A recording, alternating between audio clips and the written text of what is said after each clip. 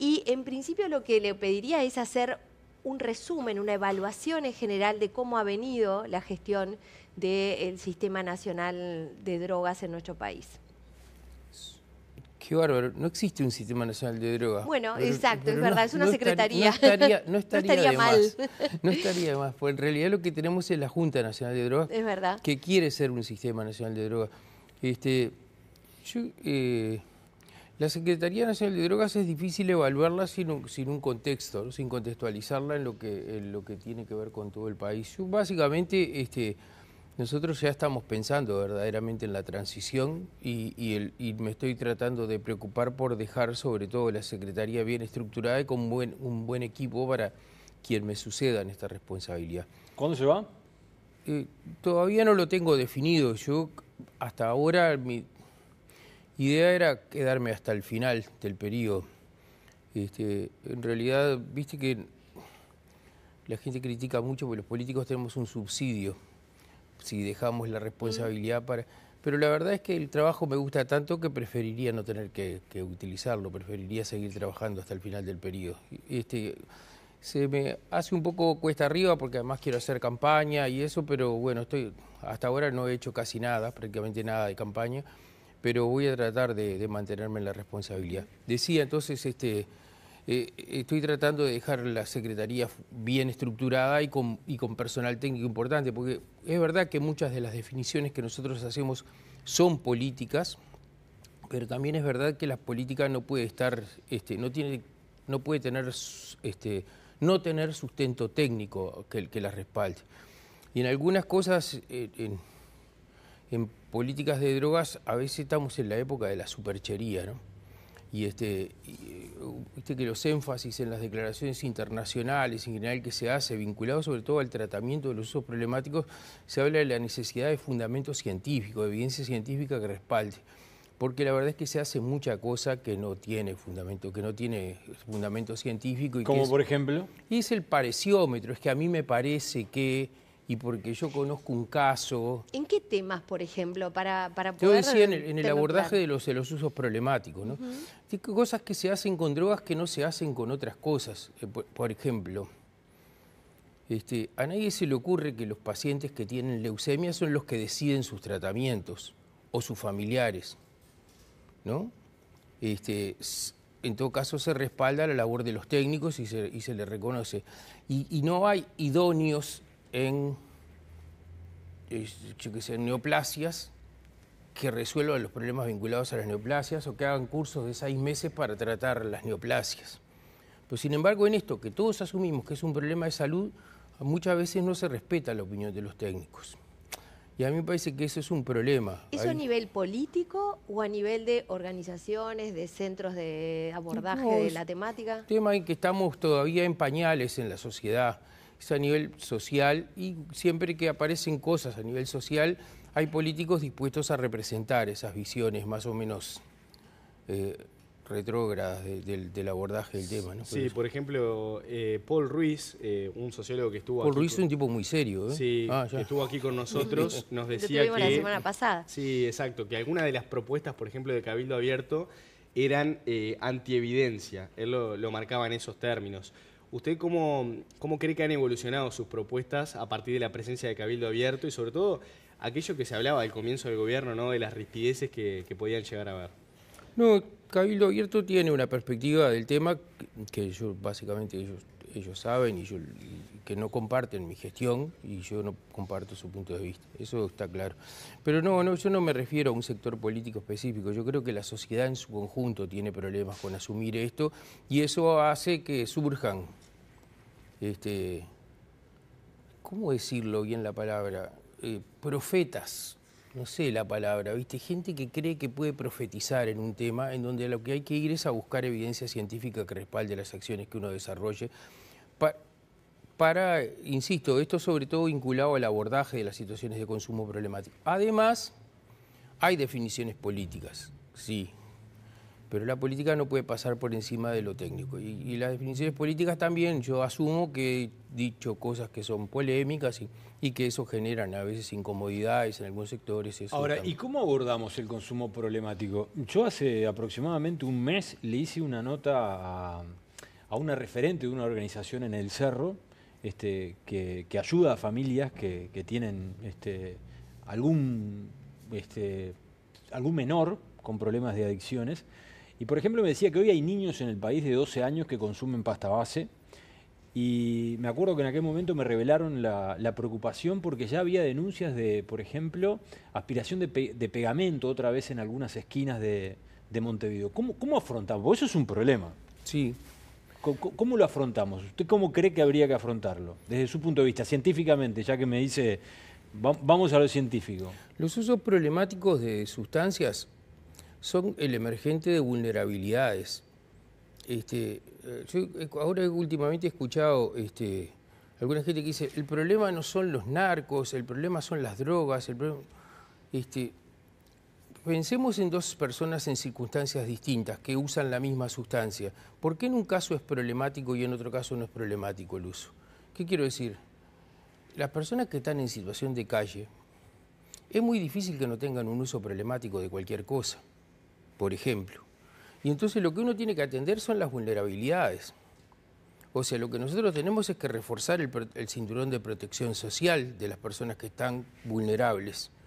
¿Usted cree que alguna persona que está tirada en una esquina de Montevideo y que duerme y que vive ahí ahora con el frío va a tener un uso no problemático de alcohol, de marihuana, de lo que sea? Por supuesto que no. ¿Y no llegó hasta ese punto, tal vez comenzando con un consumo que parecía controlado? ¿Y eso por qué no aplica a otra persona que es universitario y que usa cocaína hasta el fin de sus días? Porque no tiene las mismas vulnerabilidades. Y entonces nosotros tenemos que tratar de resolver esas cuestiones. O sea, ¿qué quiero decir con esto? Nosotros podemos tener vínculos tóxicos, patológicos con las sustancias. Y no importa la condición social, porque esto atraviesa todas las condiciones, podemos tenerlo. Pero también podemos tener vínculos tóxicos y patológicos con el teléfono, con la tecnología, con internet, con el trabajo, con la comida, con la pareja. El problema no la tiene el teléfono. El problema no lo tiene el teléfono. El problema tiene la manera como nosotros nos vinculamos. Y eso es lo que hay que abordar. La otra cosa, los usos problemáticos, cuando los usos de sustancias son problemáticos, generalmente constituyen una patología. Y lo que Uruguay diseñó para defenderse de las patologías es el Sistema Nacional Integrado de Salud. Yo no sé por qué todos nosotros tenemos la fantasía de que tiene que haber una especie de red paralela de atención para un problema que es de salud. El problema es que el Sistema Nacional de Salud no tiene la sensibilidad y la especificidad y la capacitación específica para hacer cosas. ¿Por qué tenemos que tener gente que ande haciendo cosas por el costado del Sistema Nacional Integrado de Salud?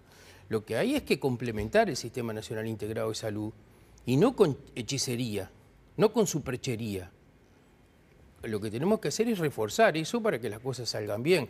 Y en todo caso, ¿y entonces qué rol tiene que jugar la parte específicamente? Yo creo que nosotros tenemos para aportar sustento científico, sensibilidad y especificidad al abordaje de esos temas.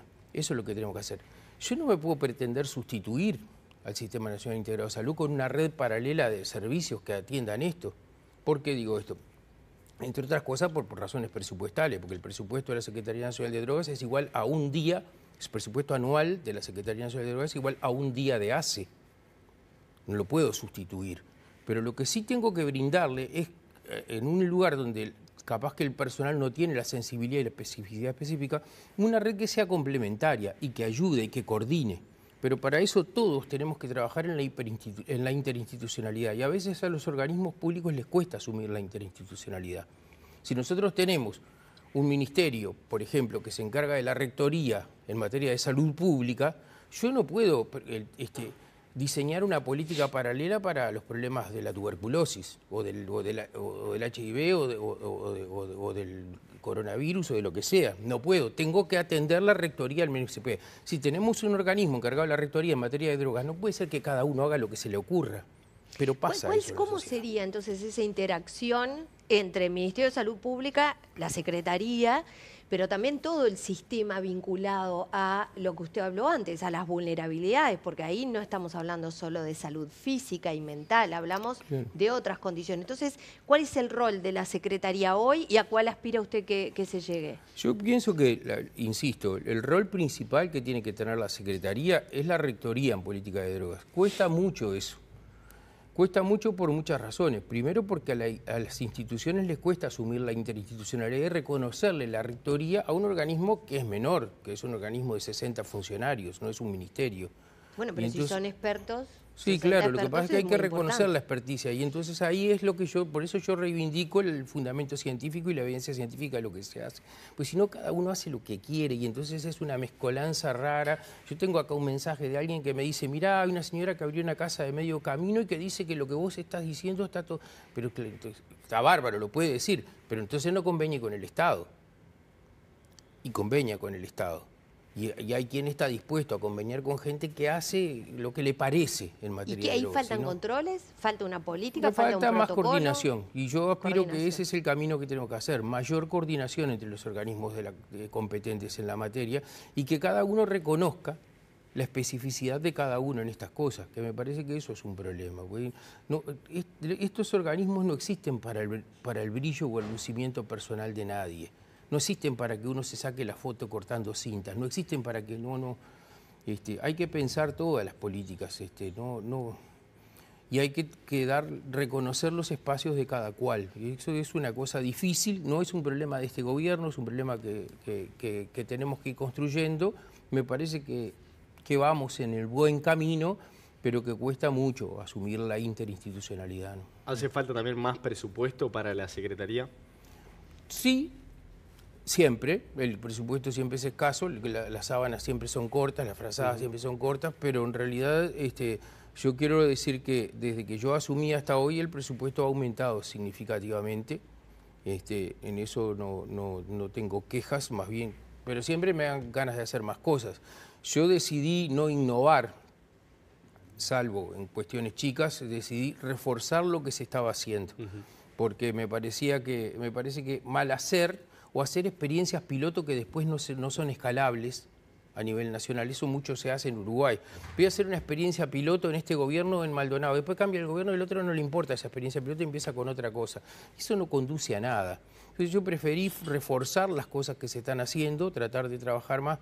Mire, para hacerle un ejemplo de una cosa que, por ejemplo, habla de la falta de coordinación. A ver. Un departamento del interior del país se fue a la Embajada de Estados Unidos a pedirle asesoramiento en materia de esta cuestión. La Embajada de Estados Unidos fue a CICAD, que es la Comisión Interamericana contra el Control del Abuso de Drogas, y el presidente de CICAD soy yo.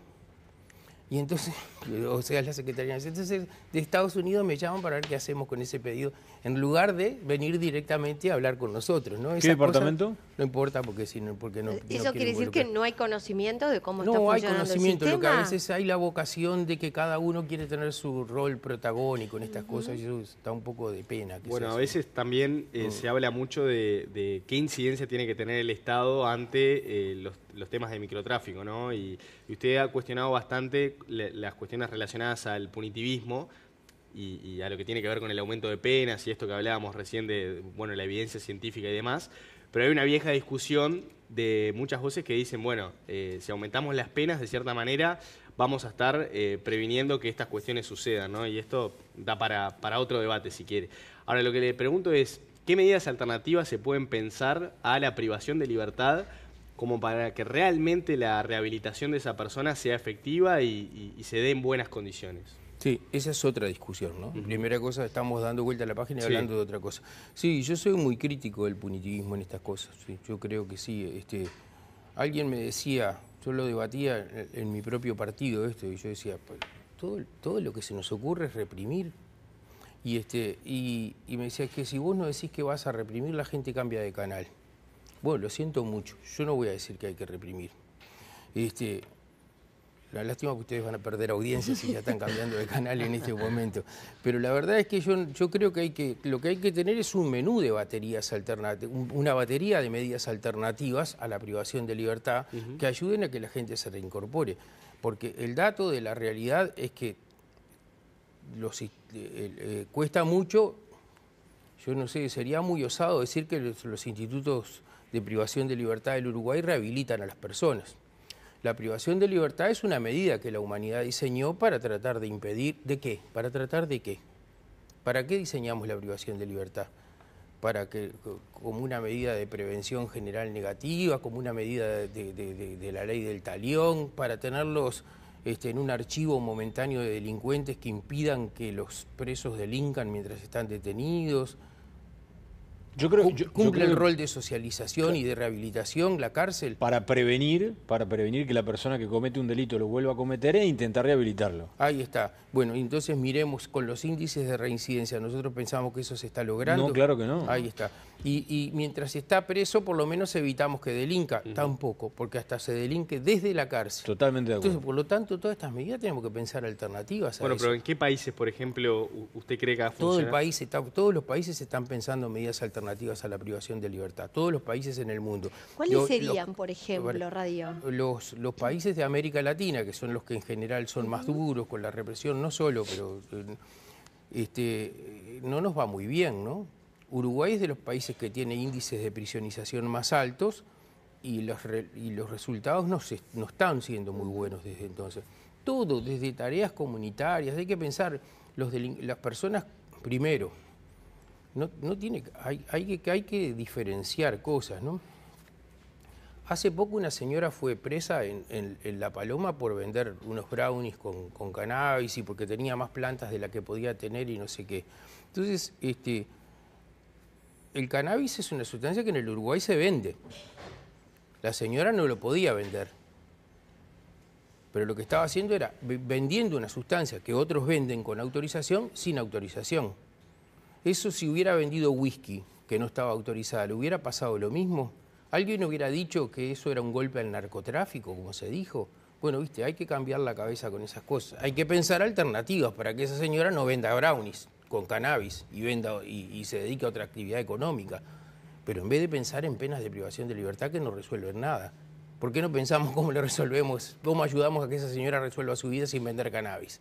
En vez de estar pensando cómo la privamos de libertad, que no es un golpe al narcotráfico, es mentira que eso es un golpe al narcotráfico. Bien, Radio, en 10 segundos, no me dijo todavía cuándo se va. ¿Piensa llegar hasta el final y va a ir por la diputación, puede ser? Sí, yo fui diputado durante 10 años, durante 2 periodos, y voy a ser candidato nuevamente. Eso es, ¿Por el departamento de Canelones? Por el departamento de Canelones, sí. Todavía no empecé campaña, pero tengo que trabajar eso.